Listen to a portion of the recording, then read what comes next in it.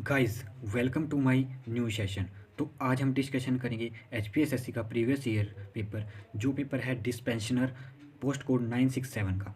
उसमें हम डिस्कशन करेंगे हिस्ट्री सेक्शन के कुछ इंपॉर्टेंट 13 क्वेश्चन, जो आपके आने वाले जितने भी एग्जाम हैं उनमें काफ़ी बेनिफिशियल आपको देंगे। और हर एक क्वेश्चन को हम डिटेल से डिस्कशन करेंगे। अगर आपने इससे पहले किसी भी सेशन की वीडियो नहीं देखी है तो आप चैनल पर जाइए, वहाँ पर आपको सभी सेक्शन की प्लेलिस्ट मिलती बन जाएगी। तो बढ़ते हैं अपने पहले क्वेश्चन की ओर। पहले क्वेश्चन कहता है हमारे पास, the Harappa site show show showing evidence of two culture phases Harappa and pre Harappa is. तो यानी कि पूर्व हड़प्पा और हड़प्पा दो सांस्कृतिक कलाओं में प्रमाणित दार्शनिक वाली हड़प्पा स्थल है, तो उसे कौन सा कहते हैं। जो इसका सही आंसर हो जाएगा वो हमारे पास कालीबंगा भी हो जाएगा। कालीबंगा, और ऑप्शन में कई बार दिया जाता है लोथल, वो भी इसका सही आंसर है। कालीबंगा भी हो जाएगा, लोथल। अब कालीबंगा का मतलब है, कालीबंगा का काले रंग की चूड़ियाँ, ठीक है, चारे रंग की चूड़ियाँ यहाँ पर पाई गई थी, काले रंग की चूड़ियाँ पाई गई थी, और लिपस्टिक के साशे भी यहीं से मिलते हैं, ध्यान रखना है आपने। और ऑप्शन में दिया गया है हमारे पास मोहनजोदाड़ो। मोहनजोदाड़ो में क्या पाया गया था हमारे पास, यहाँ इसका जो होता है मृतकों का टीला, इसका शाब्दिक अर्थ है। और यहाँ पर क्या गया था, एक विशाल स्नानागार पाया गया था, ठीक है, विशाल स्नानागार यहाँ पर पाया गया था, ठीक है। और कालीबंगा में क्या प्राप्त हुआ था, एक अग्निकुंड भी प्राप्त हुआ था कालीबंगा से। और चूहोदाड़ो, यहाँ पे दिया गया है चूहदाड़ो, ऑप्शन नंबर सी में दिया गया है। ये किस नदी के किनारे स्थित है, आपने ध्यान रखना है, ये सिंधु नदी के किनारे स्थित है। आप पूछ लिया जाता है आपसे धोला आपसे पूछ लिया जाता है कि यह कालीबंगा किस नदी के किनारे स्थित है। ये घग्गर नदी के किनारे स्थित है। मोहनजोदाड़ो आपके पास किस नदी के, सिंधु नदी के किनारे स्थित है। और बनावली किस नदी के किनारे स्थित है, बनावली आपके पास रंगोई नदी के किनारे स्थित है, आपने ध्यान रखना है, ठीक है। अब आपको डिस्कशन करते हैं मोटी मोटी। एक सिंधु घाटी वाली सभ्यता के लोग किस पशु की पूजा करते थे, कुबड़ वाले सांड की पूजा करते थे, आपने ध्यान रखना है। और ये कैसी सभ्यता है, एक नगरीय सभ्यता है, यानी कि शहरीय सभ्यता है, एक ध्यान रखना है आपने। और इसकी शैली कैसी है, भावात्मक शैली है, क्योंकि इसको भाव से है, अभी तक इसके कोई साक्ष्य नहीं मिले हैं। और इनकी जो मेन फसल है वो है हमारे पास गेहूँ और जौ हमारे पास, ठीक है, गेहूँ। और सबसे बेहतरीन ड्रेनेज सिस्टम कितने, यानी कि पानी का निकासी का सिस्टम सबसे बेहतरीन किस शहर का था, वो था मोहनजोदाड़ो, ठीक है। वह किस सभ्यता शहर का था, मोहनजोदाड़ो का, ठीक है। हड़प्पा रावी नदी के किनारे पड़ता है, आपने ध्यान रखना है। अब हमने कुछ इससे लोथल और सूतकोतदा में, लोथल और सूतकोतदा में क्या पाया गया आपके पास, यहाँ पर क्या पाया गया, सिंधु घाट सभ्यता का बंदरगाह पाया गया, आपने ध्यान रखना है। जूते हुए खेत और नक्शा सीधार ईंटों कहाँ पाई गई, यानी कि जूते हुए खेत कहाँ पाए गए, कालीबंगा में पाएगा, आपने ध्यान रखना है। नेक्स्ट क्वेश्चन की ओर बढ़ते हैं। नेक्स्ट क्वेश्चन कहता है हमारे पास, which statement about Buddha Mahavira is not correct. तो कौन सी करेक्ट नहीं है इसमें से स्टेटमेंट, तो इसमें से जो हमारे पास करेक्ट नहीं है वो है हमारे पास, both had the same attitude toward the concept of varnas. Varnas कितने प्रकार के होते हैं हमारे पास, ऋग्वेद के अनुसार जो वर्ण है हमारे पास वो है हमारे पास क्षत्रिय, ब्राह्मण, वैश्य, और फोर्थ हो जाएगा हमारे पास शूद्र, ध्यान रखना है आपने। और ये इनकी आपस में मिलती नहीं थी, ठीक है, आपने ध्यान रखना है, ऑप्शन नंबर ए। बाकी सब बन रहे बोर्न सेम सेंचुरी में बोर्न हुए थे। बोथ एडवोकेट अ सिंपल, शुद्धता और अतियमित जीवन की वकालत की थी। और दे हर कास्ट बाय बर्थ, यानी कि वो क्या थे हमारे पास, वह जन्म से क्षत्रिय थे, ठीक है, क्षत्रिय बाय बर्थ, ठीक है, आपने ध्यान रखना है। अब बात कर लेते हैं हम जैन धर्म के संस्थापक प्रथम तीर्थंकर कौन थे, वो थे हमारे पास ऋषभदेव, ठीक है। लेकिन एग्जैक्ट किसको माना जाता है, महावीर को माना जाता है, आपने ध्यान रखना था। और 23 तीर्थंकर कौन थे, पार्श्वनाथ 23 तीर्थंकर थे, आपने ध्यान रखना है। ये क्वेश्चन भी काफ़ी बार हुआ है। महावीर का जो जन्म हुआ था वो कब हुआ था, 540 ईसा पूर्व, 540 ईसा पूर्व। और ये 24वें तीर्थंकर थे और अंतिम तीर्थंकर थे। इनका कुंडल ग्राम वैशाली में जन्म हुआ था, आपने ध्यान रखना है, कुंडल ग्राम वैशाली में इनका जन्म हुआ था। और इनके जो त्रिरत्न थे हमारे पास, समयक दर्शन, समयक ज्ञान, जैन धर्म के 3 त्रिरत्न थे, समयक दर्शन, समयक ज्ञान और समयक आचरण, आपने ध्यान रखना है। और ये अहिंसा में विश्वास नहीं रखते थे। और इन जो हमारे पास महावीर है, इनको किस किस इनके इन किस चिन्ह से इनको प्रतीक किया जाता है, इनको सिंह यानी कि शेर के सिंह उससे प्रतीक किया जाता है। अब आते हैं हम बौद्ध धर्म के बाद। बौद्ध धर्म में यानी कि बौद्ध धर्म हमारे पास, जो हमारे पास बौद्ध गौतम बुद्ध का जन्म कब हुआ था, 563 ईसा पूर्व, 563 ईसा पूर्व गौतम बुद्ध का जन्म हुआ था। या कहाँ पर, कपिल वस्तु लुम्बिनी में हुआ था, आपने ध्यान रखना। इनके जो बचपन का नाम था वो था सिद्धार्थ, आपने ध्यान रखना है। और इनके जो पुत्र का नाम था वो था हमारे पास राहुल, ठीक है। यशोधरा इनकी पत्नी का नाम था, ठीक है। अब इसके मृत्यु मृत्यु को कहा गया हमारे पास महापरिनिर्वाण और इनके घर छोड़ने को कहा गया, घर त्याग को कहा गया महाभिक्षणीकरण। ध्यान रखना है महाभिक्षणिकम। और इनके जहाँ पर इनको बोध गया में ज्ञान प्राप्त हुआ था उसको कहा गया था धर्मचक्र परिवर्तन। ध्यान रखना आपने धर्मचक्र परिवर्तन। और इनके जो ज़्यादातर जानकारी मिलती है उपनिषद उपदेशों से वो किस भाषा में थे, वो पाली भाषा में थे। ध्यान रखना है आपने। ठीक है, अब बढ़ते हैं अपने नेक्स्ट क्वेश्चन की ओर। नेक्स्ट क्वेश्चन कहते हैं हमारे पास शिवाजी के वंशजों के तत्कालीन उत्तराधिकारों जो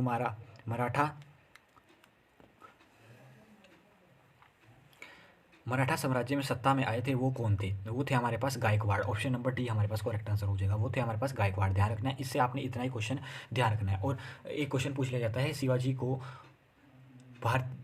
को भारत की नेवी का जनक भी कहा जाता है। भारत की नेवी का जनक भी कहा जाता है शिवाजी को। नेक्स्ट है हमारे पास, अब आपने नीचे कमेंट बॉक्स में लिखना है कि पुरंदर की संधि कब और किसके बीच हुई थी। ठीक है, कब हुई थी और किसके बीच हुई थी। आप बता देता हूँ, जय सिंह और शिवाजी के बीच हुई थी। और कब हुई थी आप नीचे कमेंट बॉक्स में लिखना है। नेक्स्ट क्वेश्चन है हमारे पास, the content of Allahabad pillar inscription of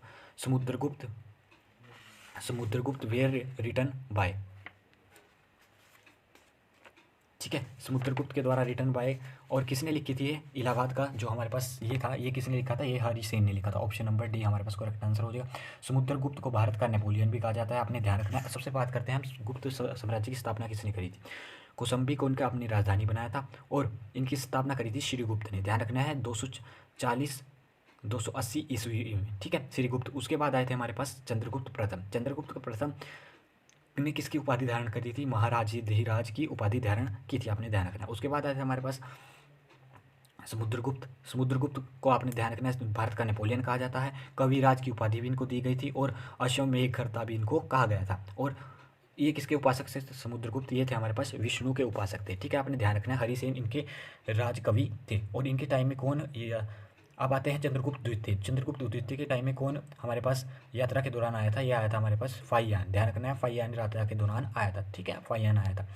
अब जो हमारे पास राज्य कवि थे कौन थे चंद्रगुप्त द्वितीय के दौरान? राज्य कवि कौन थे? एक तो थे हमारे पास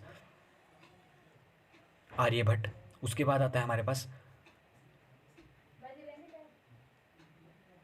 वहाँ हीर भी इनके समय में थे, कालिदास भी इनके समय थे और रवरतन की शैली इनके समय में थी। उसके बाद आते हैं कुमारगुप्त। कुमारगुप्त ने क्या किया था? इन्होंने नालंदा विश्वविद्यालय की शुरुआत की थी। ध्यान रखना है आपने। और स्कंदगुप्त का एक जो अच्छा काम था वो उन्होंने सुदर्शन झील जो चंद्रगुप्त मौर्य के द्वारा बनाई गई थी उसका क्या करवाया था?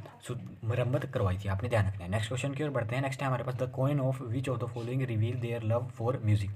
तो म्यूज़िक के खिलाफ किसका लव था? तो ये गुप्तास का था। उन्होंने क्यों क्यों क्योंकि समुद्रगुप्त ने क्या कह रहा था, वीणा बजाते हुए अपनी एक एक सिक्का चलाया था जो वीणा बजाते हुए अपने दर्शाया गया था। वीणा बजाते हुए दर्शाया गया था सिक्के को अपने।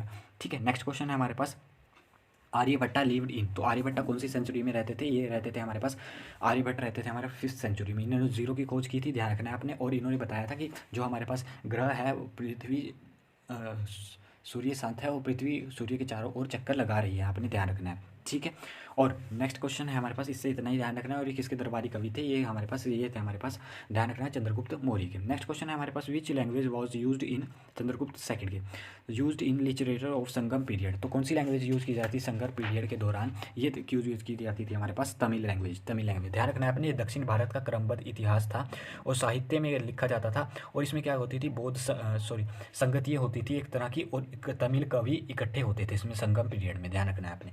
नेक्स्ट क्वेश्चन की ओर बढ़ते हैं। इससे इतने क्वेश्चन आपने ध्यान रखना है। नेक्स्ट क्वेश्चन है हमारे पास, the main purpose of home rule movement was. तो मेन पर्पज़ क्या था हमारे पास होम रूल मूवमेंट का? जो हमारे पास मेन पर्पज़ था होम रूल मूवमेंट का वो था हमारे पास हो जाएगा self attention with the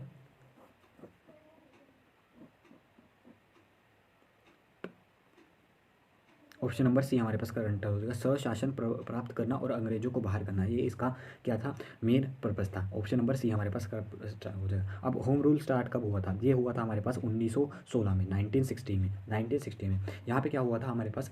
Lucknow में पैक्ट हुआ था। लखनऊ पैक्ट कब हुआ था? इस समय कांग्रेस का कौन सा अधिवेशन? 1960 में। अंबिका कहाँ पर हुआ था? लखनऊ में हुआ था। अंबिका चरण मजूमदार इसके अध्यक्ष थे, अध्यक्ष थी। ठीक है, अध्यक्ष थे अंबिका चरण मजूमदार। ठीक है, और इसमें क्या हुआ था? इसमें कहा था बाल गंगाधर तिलक ने क्या कहा था? स्वराज मेरा जन्मसिद्ध अधिकार है और मैं इसको लेकर ही रहूँगा। इसी जो हमारे पास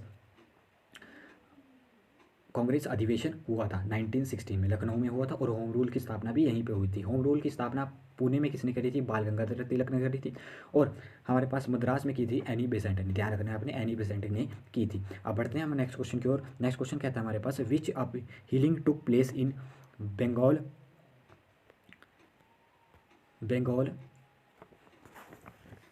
immediate after the revolt of 1857। तो किसने करी थी? ये हुई थी हमारे पास indigo disturbance, option number C हमारे पास, नीली क्रांति के साथ 1857 में तुरंत बाद बंगाल में कौन सी क्रांति हुई थी? तो कौन सी क्रांति हुई थी 1857 के बाद? ये हुई थी हमारे पास नीली क्रांति, यानी कि इंडिगो डिस्टर्बेंस। ये कब हुई थी? 1859 से लेकर 1860 तक चली थी, ध्यान रखना है आपने। उसके बाद ऑप्शन में दिया गया है हमारे पास संथाल रिवोल्यूशन। संथाल रिवोल्यूशन 1885 से 1886 तक चला था, और ये संथाल जनजाति झारखंड में पाई जाती है, ध्यान रखना है आपने।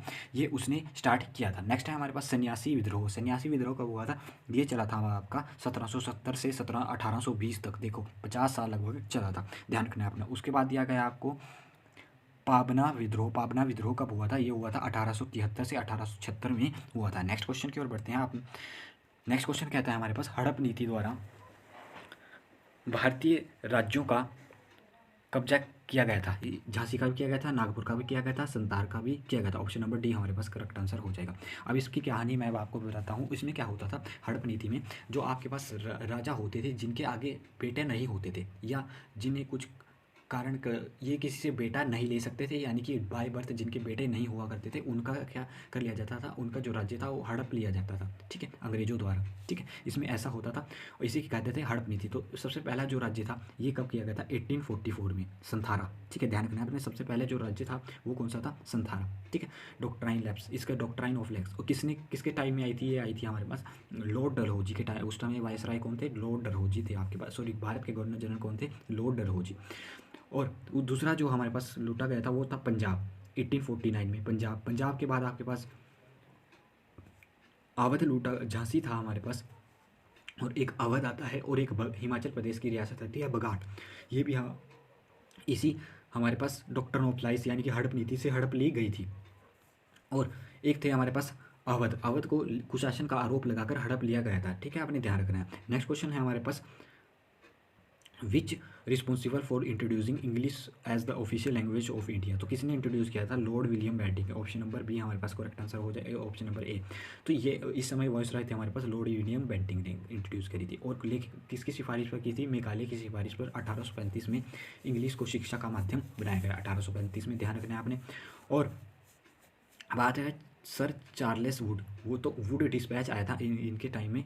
चार्लेस वुड ने कौन सा डिस्पैच लाया था? ये डलहौजी के टाइम में ही आया था, और ये आया था वुड डिस्पैच 1854 में, ध्यान रखना है। शिक्षा नीति से संबंधित था। इससे हम इतने क्वेश्चन ही करेंगे। नेक्स्ट क्वेश्चन है हमारे पास, whom did Lord Wavell invite to make proposal for formation of interim government. तो किसको लॉर्ड वेवल के अंतरिम सरकार बनाने का प्रस्ताव बनाने के लिए आमंत्रित किया था? किसको किया था आमंत्रित? ये किया था हमारे पास जवाहरलाल नेहरू को, ध्यान रखना आपने। और जवाहरलाल नेहरू को क्या थे हमारे पास? इसके प्रेसिडेंट थे, और क्या थे हमारे पास? ये फॉरेन मिनिस्टर थे अंतरिम सरकार के, ध्यान रखना आपने। नेक्स्ट क्वेश्चन है हमारे पास, भारतीय राष्ट्रीय कांग्रेस का शताब्दी समारोह कहाँ पर आयोजित हुआ था? तो ये हुआ था हमारे पास बॉम्बे में, ध्यान रखना है आपने। कांग्रेस की स्थापना किसने करी थी? ध्यान रखना आपने, कांग्रेस की स्थापना करी थी हमारे पास ए.ओ. ह्यूम ने, ठीक है। ए.ओ. ह्यूम ने कहाँ करी थी? 1885 में करी थी। कहाँ करी थी? बॉम्बे में की थी, ठीक है, ध्यान रखना है आपने।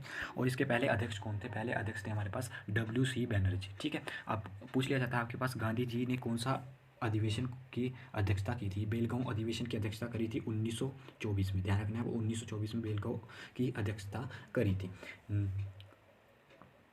और